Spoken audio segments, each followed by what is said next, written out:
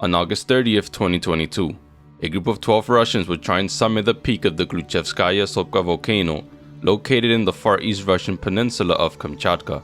What proceeded to happen would be one of the worst mountain climbing accidents in the country's history.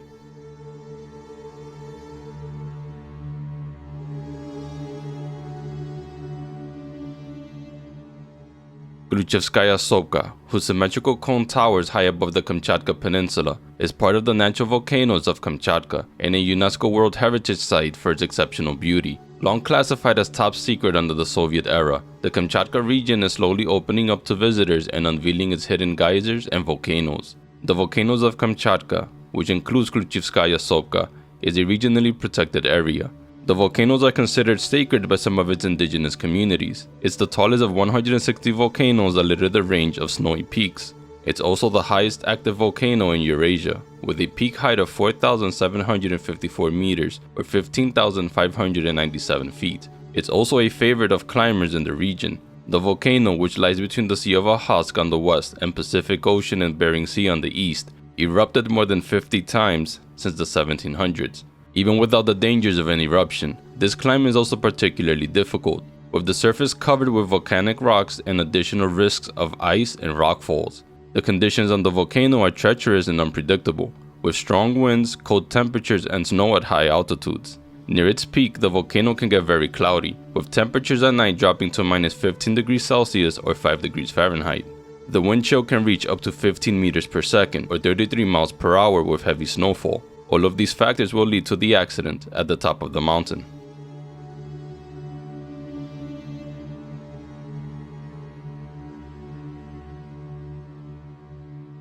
On August 30th, 2022, a group of 12 Russians, which included 2 experienced guides, set off on their journey to summit Klyuchevskaya Sopka and its peak. The group was a mix of people from different parts of Russia and consisted of Pavel, Maxim, Yekaterina, Andrei, Alexander, Evgeny, Anastasia, Roman, and guides Ivan and Andrei. It would be a long climb that would take 10 days to trek up and down the mountain.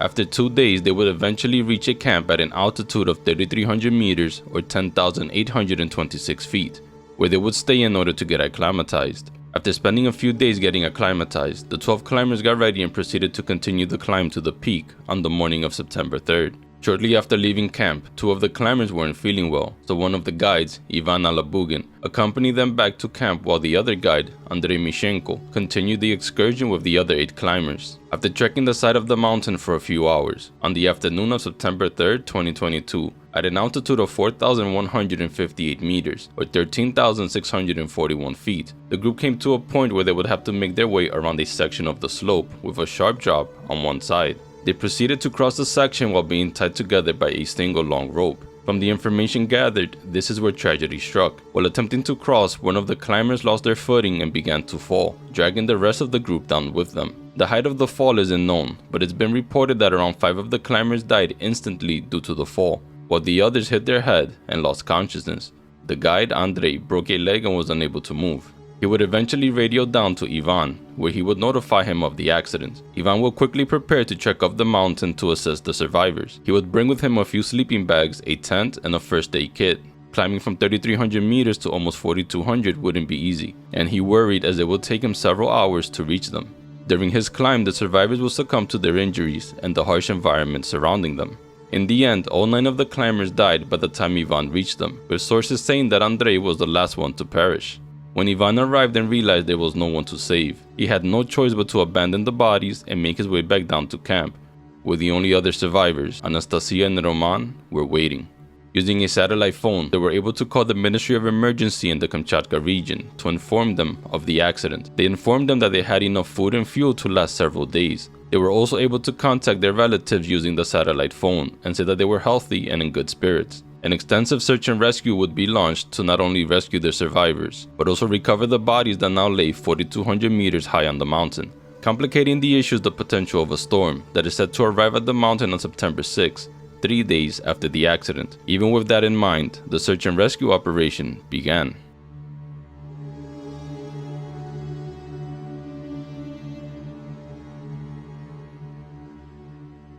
In the early morning of September 4th, 2022, information about the emergency was immediately transferred to the Regional Department of the Ministry of Emergency Situations. A consolidated group of 24 search and rescue climbers were dispatched and arrived at the Kamchatka region.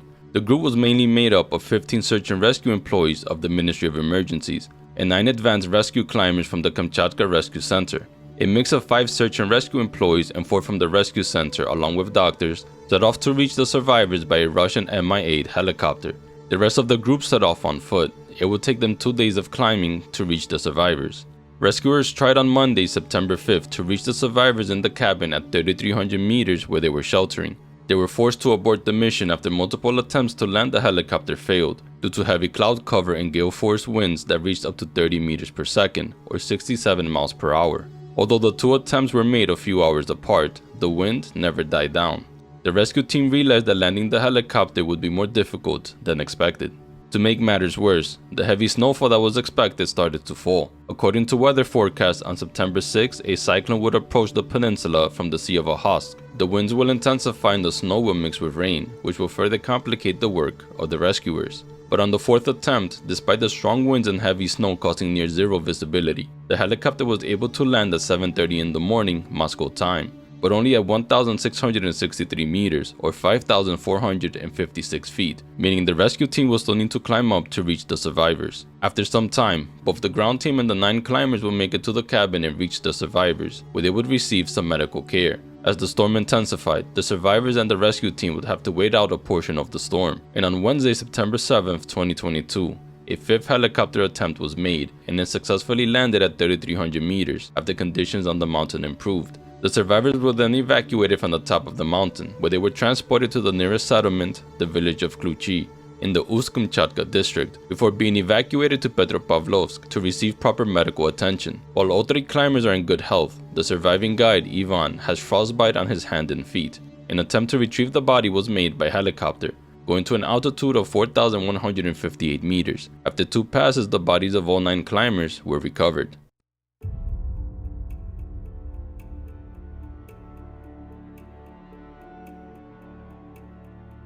The incident received national attention, and eventually Russia's investigative committee, a federal agency, opened a criminal case against the organizers of the excursion, under the article causing death by negligence to 2 or more persons. The travel club Extreme Time is not new to the tourism market. They organize trips to Altai, Kamchatka, Baikal, Crimea, and even Nepal. One of the guides, Andrei, became interested in mountain climbing in 2001 when he served in the North Caucasus. He worked in the Novosibirsk company for more than 5 years and had extensive climbing experience, having climbed numerous mountains as well as multiple trips to Kamchatka. He summited Klyuchevskaya Sopka 13 times. Ivan is also an experienced guide, having been with Extreme Time for 8 years. He participated in trekking in Nepal, Turkey, Crimea, and Baikal. Although Extreme Time pointed out that there are no marked trails at the top, and the terrain often changes due to the high volcanic activity. Well-known climber Denis Keselov explains that the ascent itself is considered easy, including for beginners. However, much of it depends on the guides. He emphasized that in commercial mountaineering, the routes themselves are less difficult. If a person is properly trained and equipped, then the risks are minimized, although no one is immune from accidents.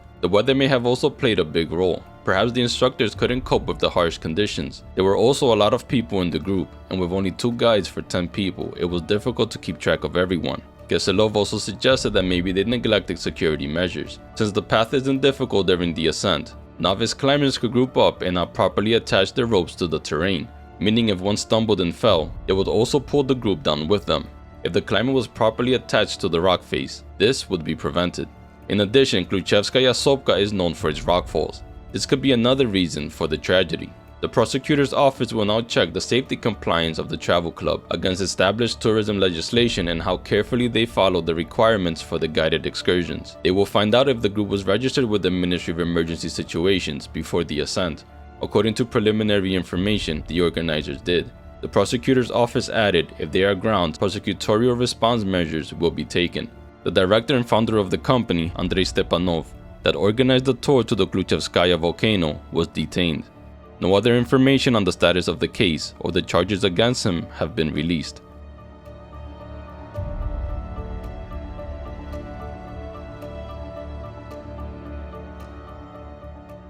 After the backlash of the accident, the governor of Kamchatka, Vladimir Solodov, told Russian state media that after the tragedy, and with the death of 9 tourists on the Klyuchevskaya Sopka Volcano, he sent a report to Russian President Vladimir Putin with proposals to transfer the section of the natural park to the federal level to strengthen safety protocols.